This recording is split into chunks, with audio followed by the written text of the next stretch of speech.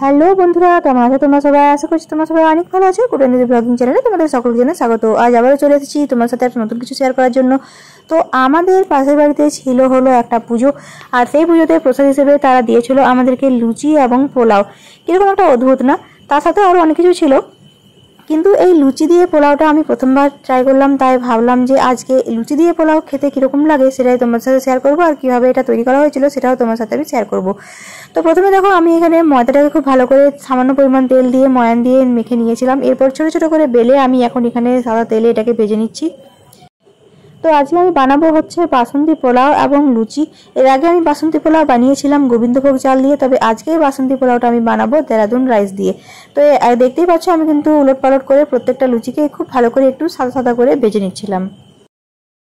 লুচিটা ভাজা হয়ে গেলে আমি এখানে তেলের পরিমাণটা কমিয়ে নিয়েছি। এখন এই তেলের মধ্যে আমি দিয়ে নেবো সামান্য পরিমাণে কিছু ড্রাই ফ্রুটসের মধ্যে আমি এখানে নিয়ে নিয়েছি বাদাম, মানে কাঠবাদাম, আমন্ড, কাজু বাদাম এবং কিছু পরিমাণে কিশমিশ। এখন এই প্রত্যেকটা উপকরণকেই বা প্রত্যেকটা ড্রাই ফ্রুটসকে আমি খুব ভালোভাবে ভেজে নেবো।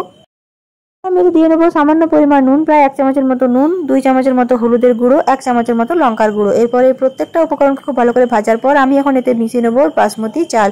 এই চালটাকে আমি কিন্তু আগে থেকে ভালো করে ধুয়ে তারপর শুকিয়ে রেখেছিলাম। চালটাকে খুব ভালোভাবে আমি ভেজে নেবো। ভেজে নেওয়ার পর আমি এখন এতে মিশিয়ে নেবো প্রায় 2 কাপের মতো জল। যে কাপ মাপে আমি চালটা নিয়েছিলাম সেই কাপেরই মাপ করে আমি 2 কাপের মতো জল এখানে মিশিয়ে নেবো। মিশিয়ে নিয়েছি প্রায় 4 চামচের মতো চিনি। এরপরে প্রত্যেকটা উপকরণকে খুব ভালো করে আমি সেদ্ধ করার জন্য রেখে দেবো। তো দেখতেই পাচ্ছ সেদ্ধ করার পর খুব সুন্দরভাবে ঝরঝরে এই পোলাওটা তৈরি হয়ে গেছে।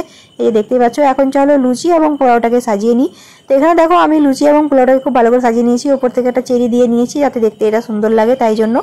তো আমার আজকের রেসিপি তোমাদের কেমন লাগলো অবশ্যই কিন্তু কমেন্টে জানিও। ভিডিওটা ভালো লেগে থাকলে চ্যানেলটিকে লাইক, সাবস্ক্রাইব, শেয়ার করতে একদম ভুলো না।